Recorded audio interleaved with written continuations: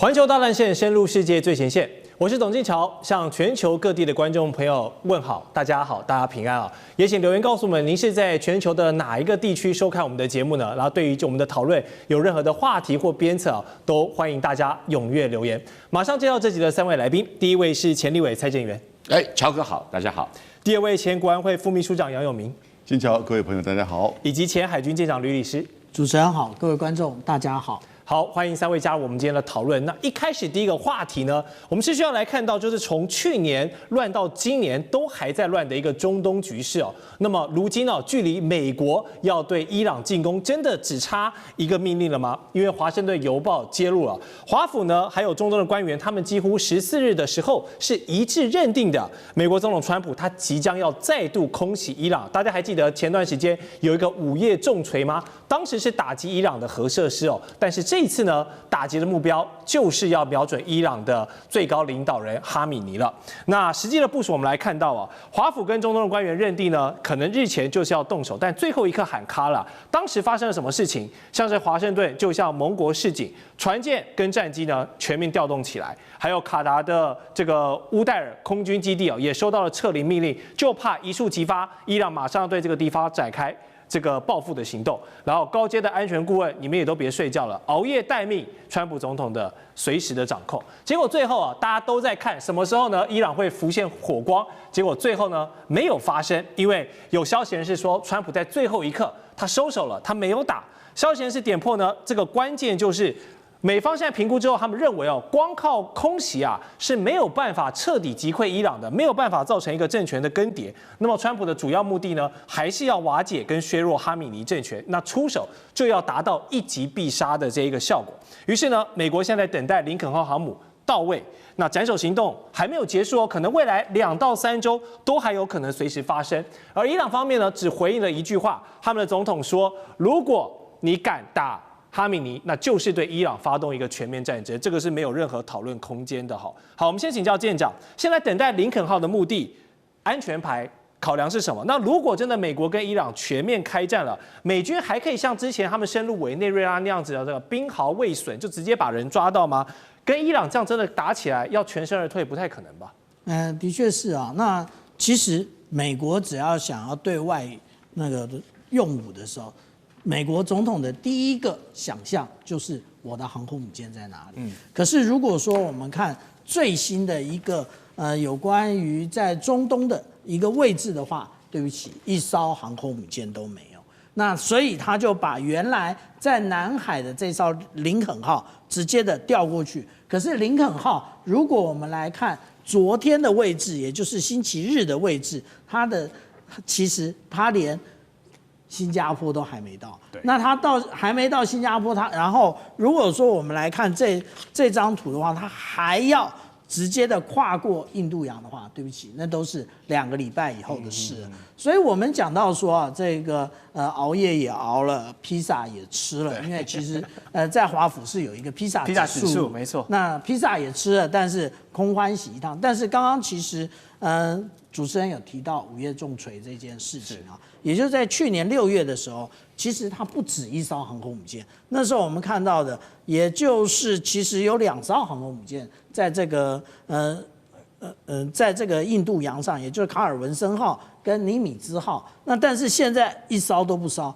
但是其实有一个动态，我们大家要特别注意也就是除了我们刚刚讲到的林肯号之外，其实布希号也在前几天出港了。那他出港其实是个意外吗？应该也不算是意外。如果说我们来看，这个是我昨天整理出来，除了福特号，因为它现在在这一个加勒比海之外，其他的美国尼米兹级的航空母舰全部的现在的确切的位置以及最后一次部署到底在哪里，我们就可以看到，其实尼米兹号它虽然在布雷默顿，可是它是即将要汰除的。那美军其实是保持着2艘向着太平洋，然后另外呢是有2艘向着这个大西洋。那其中我们看到的这个布希号就是其中一艘。那当然我们也可以看到在这么多航空母舰上，为什么它好像如果我们这里标注的只是一个港口，例如说圣地亚哥的话，那就代表其实它并没有那个进行维修，它其实都是可以立刻生火待发的。那为什么没发？因为其实我们讲到，真正最重要的是大炮一响，黄金万两。是的，也就是航空母舰打击群一旦出去，那个消耗起来可是非常的可怕。那但是呢，我们来看到，实际上来讲，对于美国而言，那他在去年所发布的这一个国家安全战略，它其实已经慢慢的要淡出这一个中东了。但是他有特别强调，有关于霍姆兹海峡以及红海的部分，它要保持通航。那现在其实有关于伊朗的问题，就是霍姆兹海峡的部分。那霍姆兹海峡其实决定了整个中东油价的高低。那如果油价涨起来了，那今年11月这个有关于期中选举的话，川普大概就准备一败涂地，所以他现在就是紧紧捏着伊朗，但是他真的想要进入伊朗吗？其实这是另外一个问题。虽然伊朗被渗透的胡说八道啊，那我们之前看到，也就是5月重锤这个部分，连它的这个浓缩铀到底在哪里，大家好像都就是无论是以色列的摩萨德或者是 CIA 都很清楚。但是实际上来讲，现在哈米尼在上一次就已经动向不明了，这一次突然鸣鼓收惊，也可那个重要的原因，可能哈米尼正确的位置又无法掌握。是，好，我们继续来探讨为何川普总统他犹豫，最后一刻还是收手了呢？答案可能就是2个字哦，飞弹。谁的飞弹？伊朗的飞弹。因为包括美国国家航空这个航天情报中心，还有国防情报局，他们都承认伊朗可能至少拥有14种弹道飞弹的变体哦，它的这个威胁度是很大的，射程范围涵盖整个中东。最大一款的威胁武器叫做流星3型的这个武器哦，它可以打到2000公里外的目标，所以不管你美军的中东基地啦，你的盟友以色列啦，不好意思，都在这个射程范围之内。所以如果美国轻举妄动，真的对伊朗发动了进攻，但是打了你，又没有把你打残，让伊朗还有机会呢发动这一个流星3型，那威胁到美国大兵或者是以色列盟友的生命安全，会不会这才是川普最大的一个顾虑呢？还有，如果真的如这个报告所说，伊朗拥有这14种弹道飞弹跟他们的变体，那现在等待林肯号就位意义还大吗？因为这个14号变体飞弹打过去，可能林肯号也在这个范围里面啊，拦不拦得住是一个问题。好，委员你怎么分析？流星3型要拦截不是问题啊，为什么？因为它是液体燃料，液体燃料的装填时间起码要3个小时左右才能够装填3小时，而且它基本上不是移动性的，因为液体燃料装填的那个跟固体燃料可以机动性的移动不一样。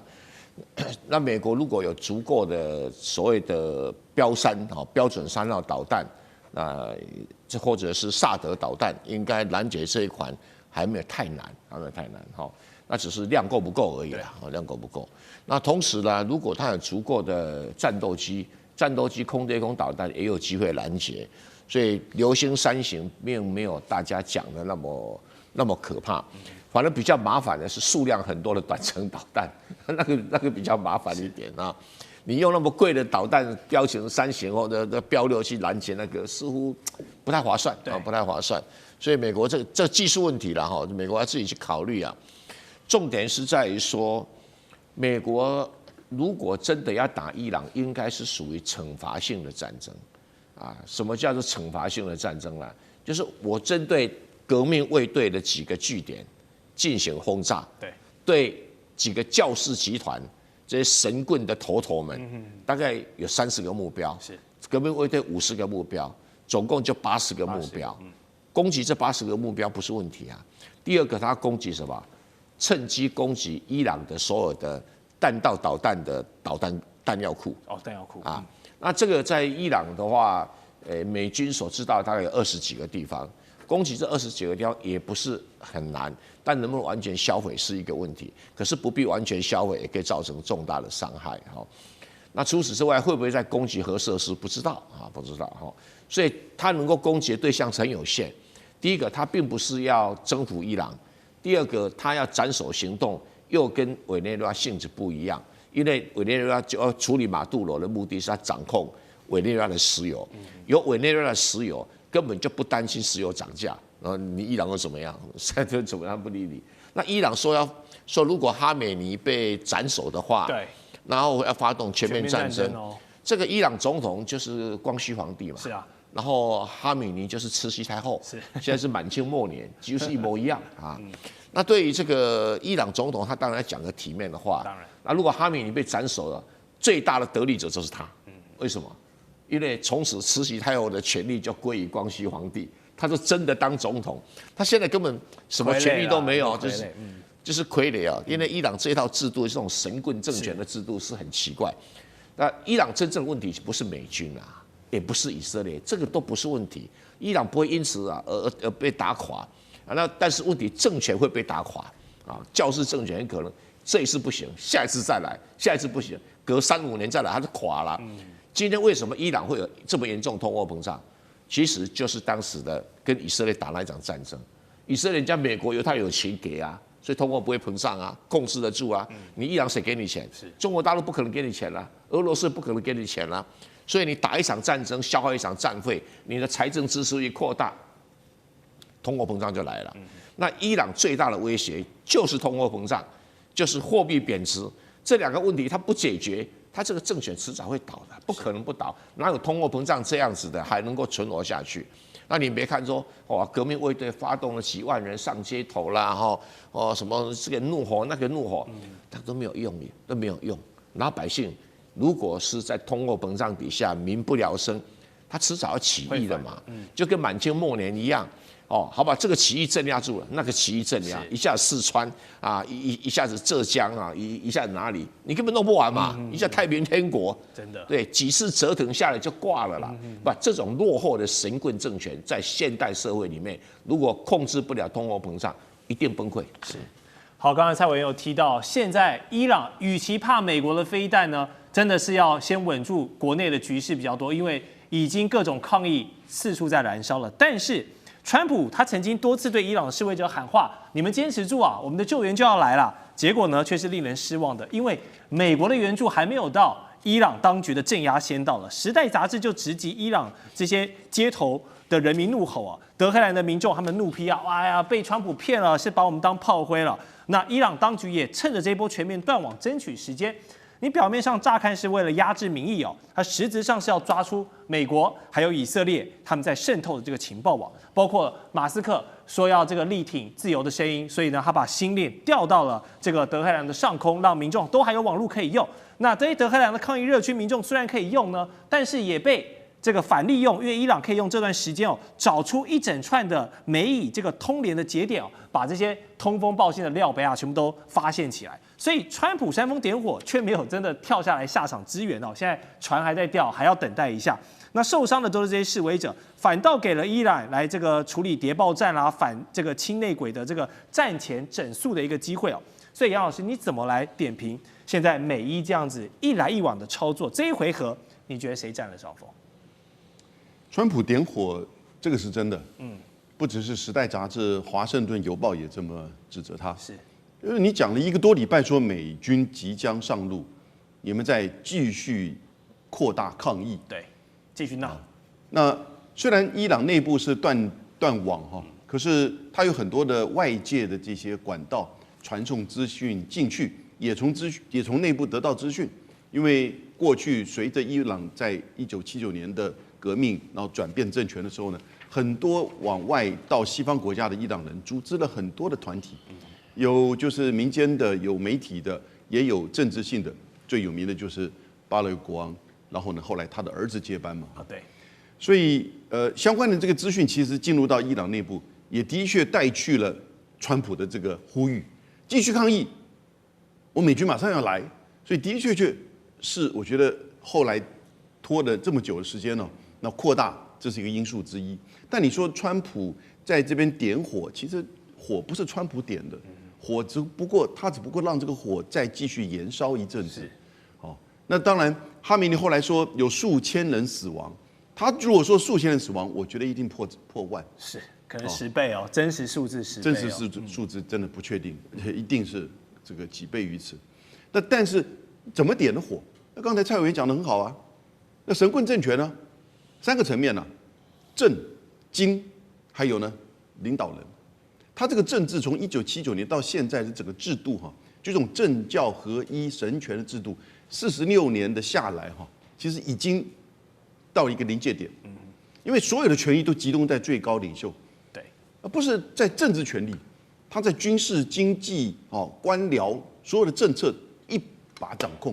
革命卫队只是军事，但他也做生意，他也搞走私，到后来他就是被制裁，他所有的石油是革命卫队在控制海关走私的。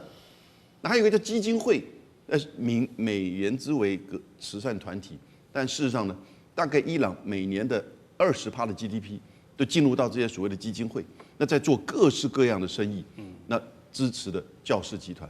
所以从何梅尼到哈梅尼，哈梅尼现在也就是36年了，所以他这整个制度哈，我觉得跟伊朗另外一个面，什么面？它有世俗的一面。它其实1980年就开始有选举，每4年的总统选举、国会选举，国会议员有290个，在196个选区。所有的提名人都必须要由最高领袖的委员会同意，是没错，但大部分不是同额竞选，也就是说会有一些政策上的差异，温和派、改革派，所以还算是有意义的选举，虽然不是真正西方式的这个选举，但长久下来，这种世俗化的这个诉求跟神权政权、神棍政权，用蔡委员的用语，还是有一些，就当然已经到了临界点了嘛。然后更不要说他们贪污腐化已经到了这种地步了。那第一个政治场面，那第二个经济都很简单了。那你到这几年，因为战争，因为制裁，美国的外部因素，当然制裁因素也是造成他的困境之一。那然后呢，再加上他自己本身的贪污腐化，经济严重的就是这个问题。那1美元大概现在已经来到150万里亚尔。然后呢，政治当然很简单，就是元首嘛。哈梅尼已经执政36年，现在87岁了，那他的接班人也不知道是谁，是他儿子、2儿子，还是何梅尼的孙子，也不知道。我觉得这次暴动里面会不会有一些这种派系因素在背后？有可能，我们也不知道。所以到底谁占上风？我觉得其实是伊朗现在持续的在把自己再一次的封闭起来，面临到他内部的失败。美国只不过继续的可能在去煽风点火，对，或者是让某个事情再爆发，然后他可能内部就会再有一次类似这种抗议事件。到底怎么样出现，我们不知道。希望这个不会往外扩散，因为当伊朗乱，整个中东乱会造成很严重的冲击的。是，好，谢谢杨老师的分享。那我们稍后回来呢，还要继续讨论和平委员会这个非常奇妙的机构，是不是川普跟他的小伙伴希望成立的一个乌托邦联合国呢？还有格陵兰的议题，欧洲如果再不团结的话，被各个击破，那么这座世界上最大岛屿的命运要何去何从？我们马上回来。地缘政治、美中之争、战略价值、强权崛起、小国生存，现在与未来洞悉事件走向，掌握世界脉动，全球观点。